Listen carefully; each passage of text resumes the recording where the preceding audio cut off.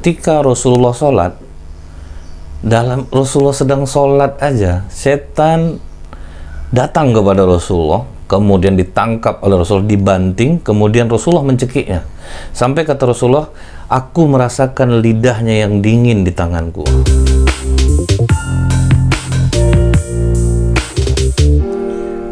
A'udzubillahi minasyaitonirrajim. Bismillahirrahmanirrahim. Assalamualaikum warahmatullahi wabarakatuh. Innal hamdalillah nahmaduhu wa nasta'inu wa nastaghfiruh wa na'udzubillahi min syururi anfusina wa min sayyiati a'malina.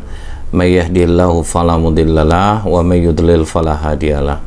Asyhadu an la ilaha illallah wahdahu la syarikalah wa asyhadu anna Muhammadan abduhu wa rasuluh. Allahumma salli wa sallim wa barik ala hadzal nabiyil karim wa ala alihi wa sahbihi ajma'in. Kaum muslimin muslimat di mana saja berada, yang semoga kita senantiasa dirahmati oleh Allah. Bersyukur kita kepada Allah dengan mengucapkan alhamdulillahirabbil alamin. Bersolawat kita kepada Rasulullah sallallahu alaihi wasallam dengan ucapan Allahumma salli ala Muhammad wa ala alihi wa sahbihi wasallim. Akhir-akhir ini jagat media dihebohkan dengan hilangnya 3 orang anak di Langkat secara misterius. Ada lagi beberapa hari yang lalu 84 orang di gunung mana saya lupa juga hilang arah. Dan juga misteri pesawat yang hilang MH370 kalau tidak salah, yang sampai hari ini tidak ditemukan. Apakah ada permainan jin di dalam permasalahan ini? Jadi kita merunut kepada sejarah bahwa ternyata jin, iblis, setan kadang bisa menyerupai manusia.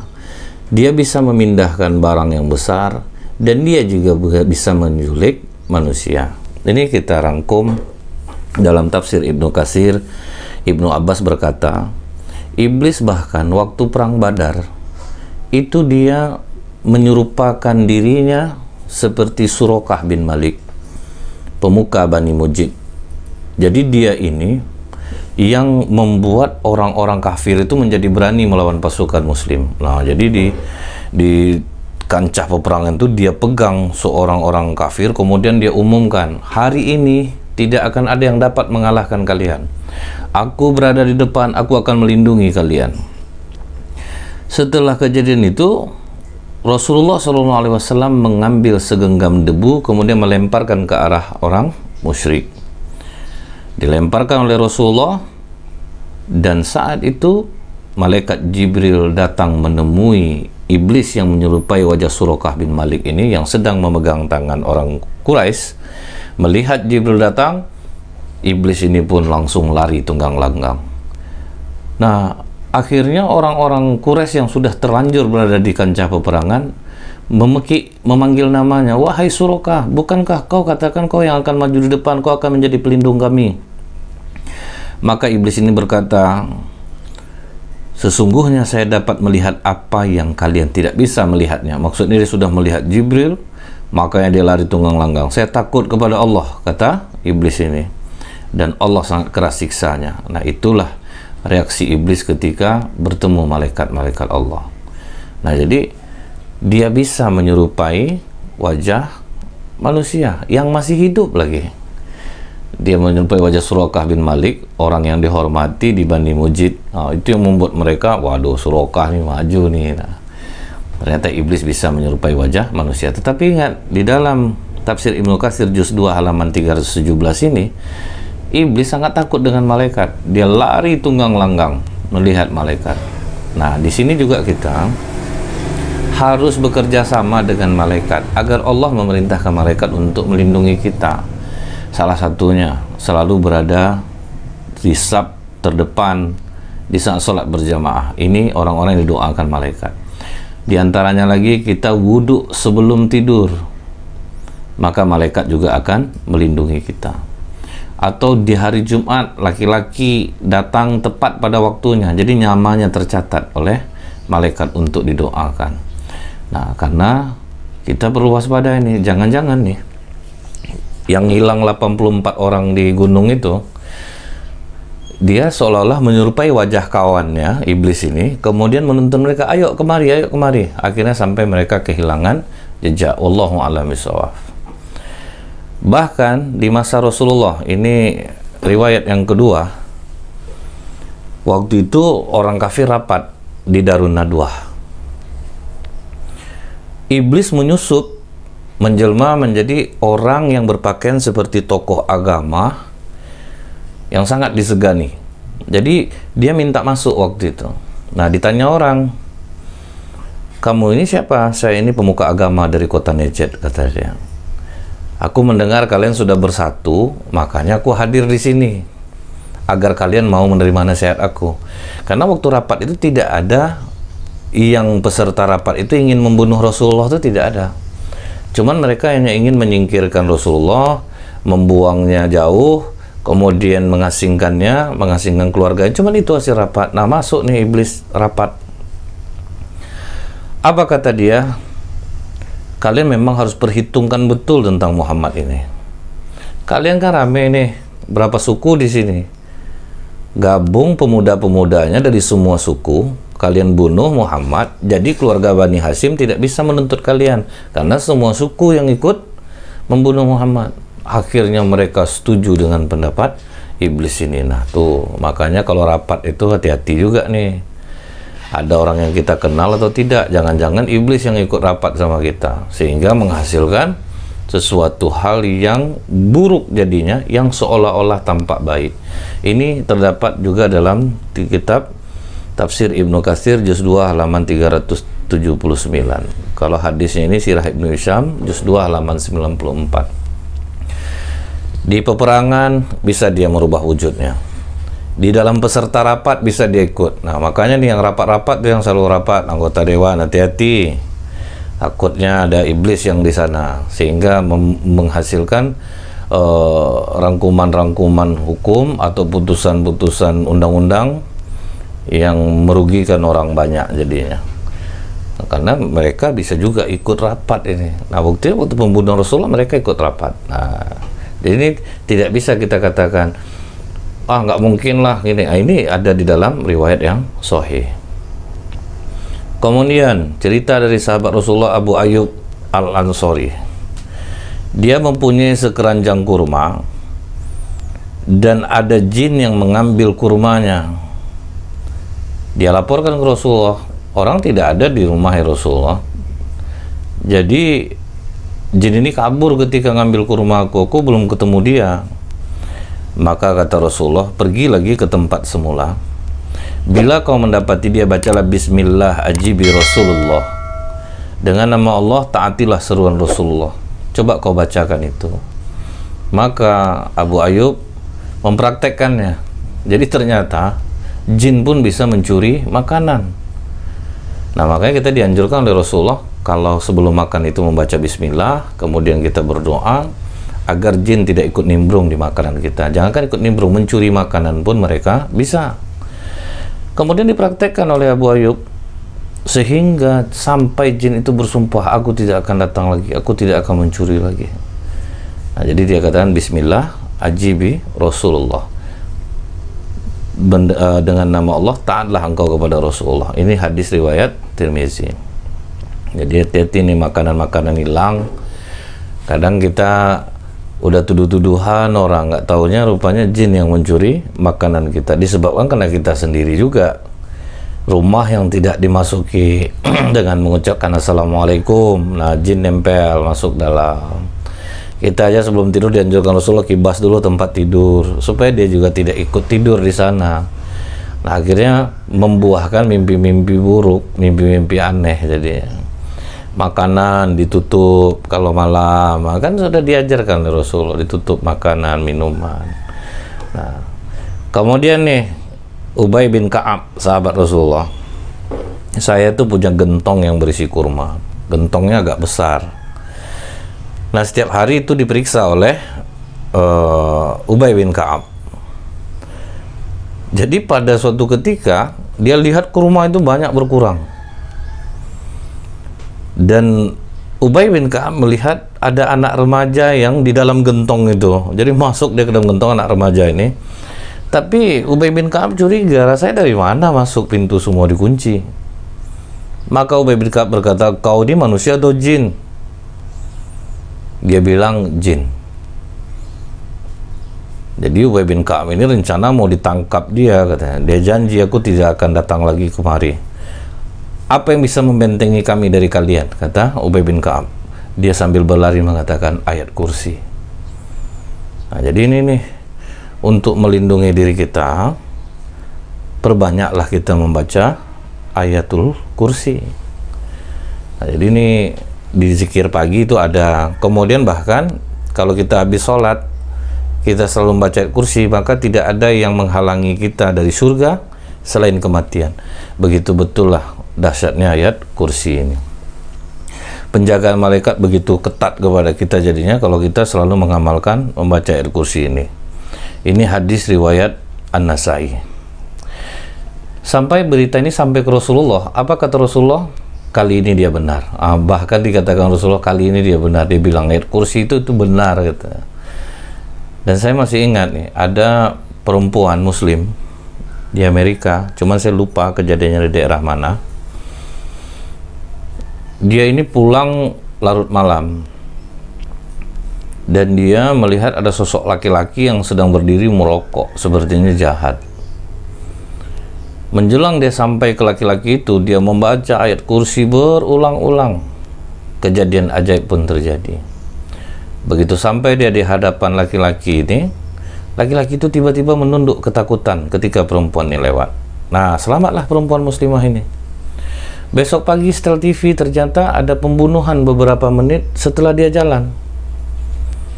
Nah, dia penasaran, dia ingat betul wajah laki-laki itu. Dia pergi ke kantor polisi, saya siap bersaksi, Pak, saya masih ingat wajahnya. Nah, ada beberapa orang yang ditangkap, kan bisa dilihat tuh dari ruang kaca. Ingat dia, itu dia orangnya yang di sana semalam. Nah, ternyata laki-laki itu mengakui. Perempuan muslimah ini penasaran, Pak, saya boleh nggak diketemukan sama dia? Akhirnya dengan pertimbangan polisi dibolehkan. Ditanya dia, sebelum kejadian kan aku lewat di sana, kenapa waktu itu kau tidak mengganggu aku? Dijawab oleh laki-laki ini, aku melihat sosok dua besar di kiri kanan yang sedang menjagamu, makanya aku sangat takut. Nah, inilah pertolongan malaikat kepada orang yang beriman yang mengamalkan ayat kursi. Tapi kalau orang tidak beriman mengamalkan ayat kursi ini percuma. Oh, dia musiman nih, pas ada mau pelantikan atau apa, nah, rajin baca ayat kursi itu, udah duduk kursinya lupa, ayatnya lupa, kursinya ingat. Ya, jadi itu mesti beriman kita membaca ayat kursi ini, mesti menjalankan perintah Allah, tidak bisa tidak.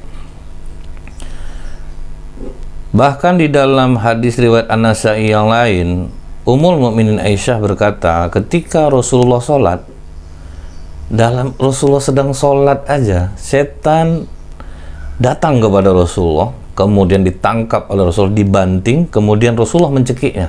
Sampai kata Rasulullah, aku merasakan lidahnya yang dingin di tanganku. Jadi rupanya bisa juga dia datang ketika sholat. Menjadi pencuri di rumah, bisa dia. Merubah wujudnya dia, bisa dia. Jadi memang iblis, jin ini, mereka itu mempunyai kemampuan yang luar biasa, diberikan Allah kepada mereka, dan mereka kadang menggunakannya untuk kejahatan. Sedangkan dalam keadaan sholat aja Rasulullah berani datang itu, maka dicekik oleh Rasul dan terasa dingin lidahnya, bayangin tuh. Jadi kalau kita sholat itu jangan dikira iblis, setan takut sama kita. Tambah lagi sekarang banyak orang yang sholatnya sabnya jarang-jarang kan, karena takut virus COVID ini. Akhirnya sholat jarang. Nah, kalau sabnya jarang, iblis yang ngisi di tengah-tengah gitu. Itu resikonya jadinya, karena ketakutan yang dihembuskan oleh iblis hingga membuat kita lemah. Nah, padahal kita udah nih jaga jarak, katanya jaga jarak. Kalau pas duduk ngumpul lagi, sholatnya jarang-jarang. Nah, itu pikirkanlah bagaimana baiknya. Karena di Pekanbaru ini juga ada yang jarang-jarang sholatnya, ada juga yang rapat-rapat sholatnya. Nah, pernah nih kata Abu Hurairah, Rasulullah pernah mengamanahiku untuk menjaga hasil pengumpulan zakat di bulan Ramadan. Nah, ini di bulan Ramadan bahkan. Padahal bulan Ramadan itu iblis dikunci. Iblisnya dikunci. Anak-anak buahnya jalan. Anak buahnya tetap jalan. Ini contohnya nih. Terciduk oleh Abu Hurairah, ada yang maling zakat. Ditegur oleh Abu Hurairah, kemudian dia memohon, demi Allah, jangan laporkan saya sangat butuh sekali makan ini. Dibohonginya Abu Hurairah dengan memelas, saya mempunyai keluarga yang sangat membutuhkan makanan ini. Nah, iblis-iblis yang seperti ini banyak nih, menggunakan kesedihan untuk mendapatkan uang dari orang. Kan kita sering lihat, bantu kami di lampu-lampu merah untuk beli beras. Nah, dia beli berasnya berapa ton sih sampai setiap hari, itu aja tulisannya berapa ton sih dia butuh beras gitu. Makanya kata Khalifah Umar bin Khattab, apabila kalian melihat peminta-minta itu tiap hari orangnya sama, berarti dia adalah pengumpul harta, bukan orang miskin. Kalau orang miskin itu sekali ditolong udah gitu. Tapi kalau setiap hari ya, itu udah pengumpul harta namanya. Nah, dia mencuri, memohon, dilepaskan oleh Abu Hurairah. Dilaporkan ke Rasulullah, kok dia telah membohongimu. Pasti dia datang lagi nanti malam. Ternyata malamnya besok mencuri lagi, ketangkap lagi, dia memohon lagi. Lunak hati Abu Hurairah, kasihan lihat dia. Sampai 3 kali, akhirnya tidak dibiarkan oleh Abu Hurairah, ditangkap dia. Waktu dia ditangkap itu, dia baru mengatakan, wahai Abu Hurairah, lepaskan aku. Aku akan mengajarimu satu ayat yang bisa membentengi diri dari gangguan setan. Wah, kata Abu Hurairah, apa tuh? Ayat kursi. Dia sampaikan ke Rasulullah cerita tentang ini. Dia katakan, diajarkan katanya baca ayat kursi Rasulullah.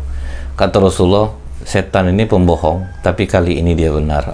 Kalau untuk ayat kursi itu, dia memang benar. Makanya sering-sering kita ngamal ayat kursi, habis sholat, sering kita membaca ayat kursi. Nah, dari Abu Sa'id Al-Khudri, ada pemuda penghuni rumah yang mati berbarengan dengan ular, jin dalam bentuk ular. Jadi, orang nggak tahu nih mana yang duluan membunuh. Apakah pemuda itu duluan bunuh ular, atau ularnya duluan membunuh pemuda ini. Jadi, kadang dia juga bisa menjadi pembunuh. Saat dia dendam, kemudian kita lengah, karena Rasulullah udah bilang, pokoknya kalau dia ini dalam wujud ular, ketemu ular di tempat yang nggak biasanya, di rumah kita, jangan dibiarin, bunuh. Kalau jengking, bunuh. Kalau udah masuk dia ke rumah, binatang-binatang yang membahayakan, bunuh. Mungkin pemuda ini nggak menyangka gitu, ternyata itu adalah sosok jin yang berubah menjadi ular. Karena dia dendam, pemuda ini ada membunuh kawan-kawannya dari golongan jin. Makanya para peruqyah itu resikonya juga besar. Kan kita udah bisa melihat beberapa tayangan ruqyah itu, kalau peruqyah tidak kuat, dia bisa diserang, bisa dikeroyok juga. Makanya ada juga yang akhirnya kena gitu. Dia bisa membalas.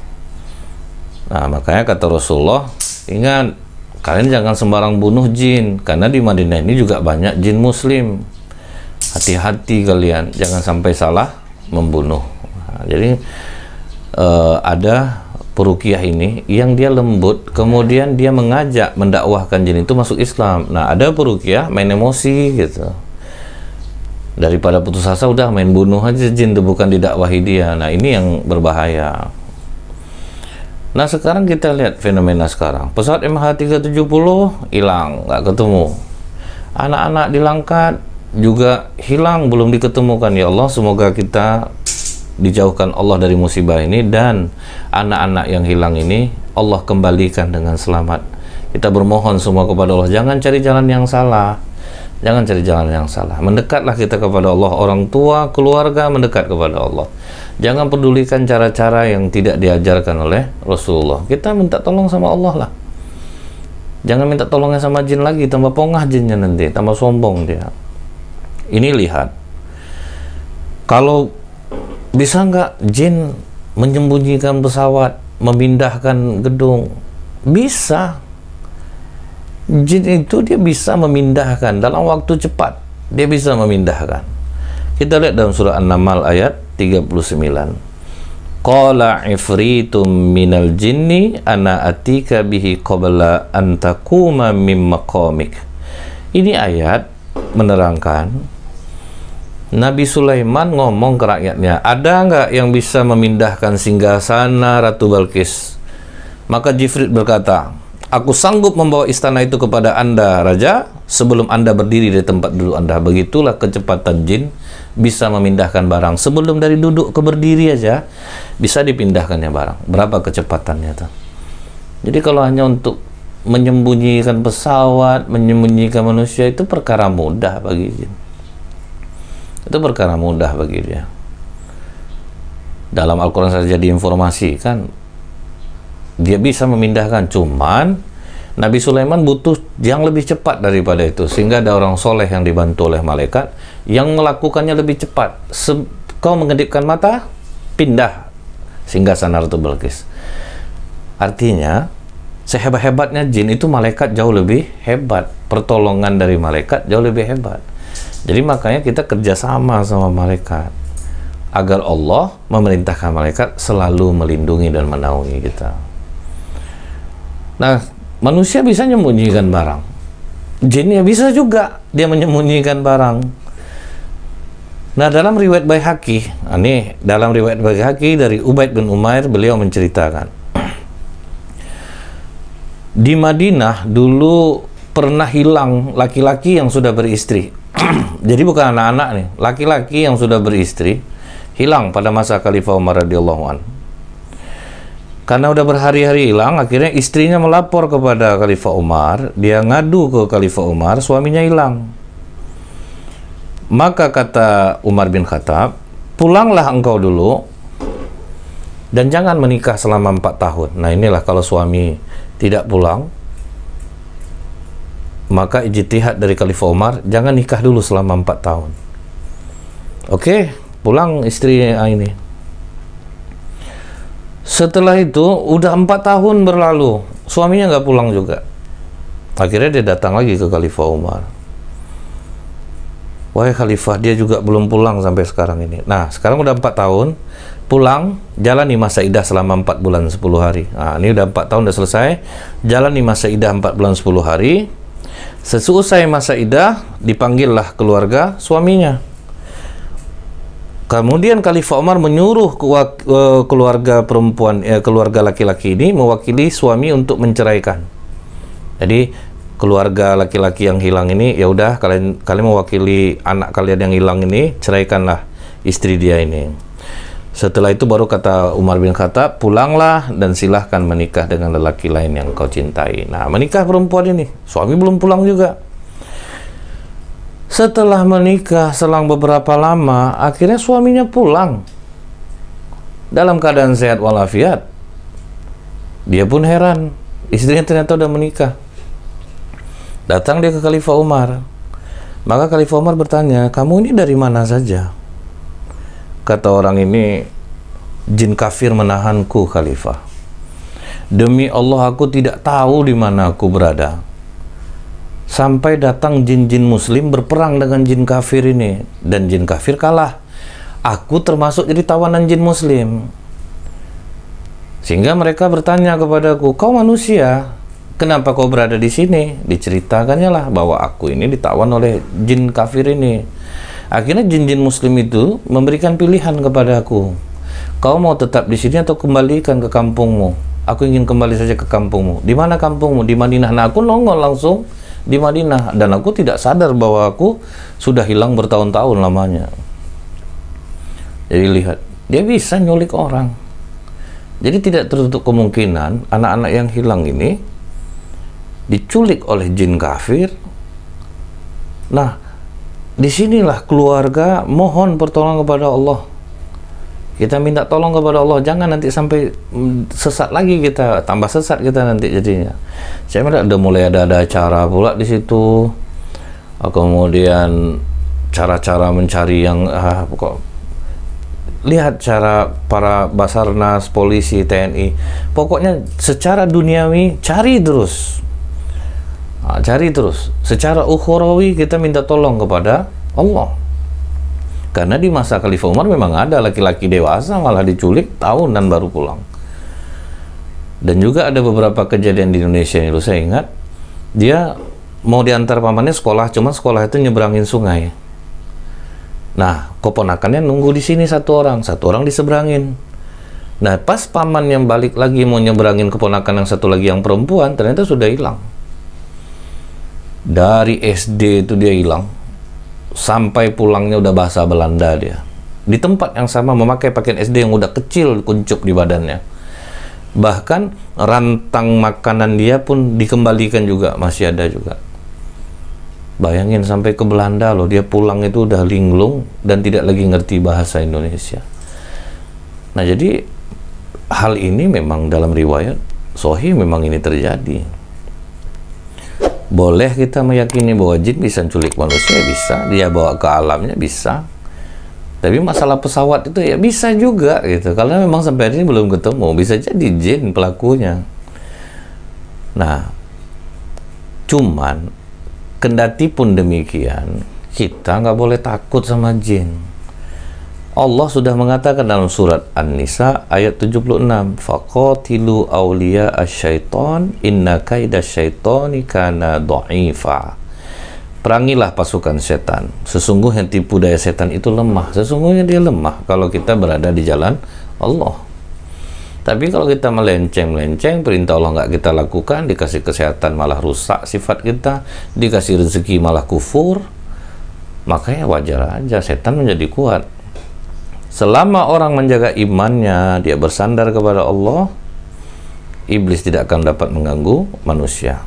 Bayangin aja, jangankan kita berkegiatan, kita baca Al-Quran aja dalam surah An-Nahl ayat 98, apa kata Allah? Apabila kamu membaca Al-Quran, hendaklah kamu minta perlindungan kepada Allah dari setan yang terkutuk. Nah, kita ngaji aja, kita mesti minta perlindungan ke Allah. Apalagi kegiatan yang hari-hari kayak gini. Ngaji aja dia masih bisa jebol kalau kita nggak baca ta'awuz. Jangan beri peluang kepada iblis, jin, setan untuk menguasai kita.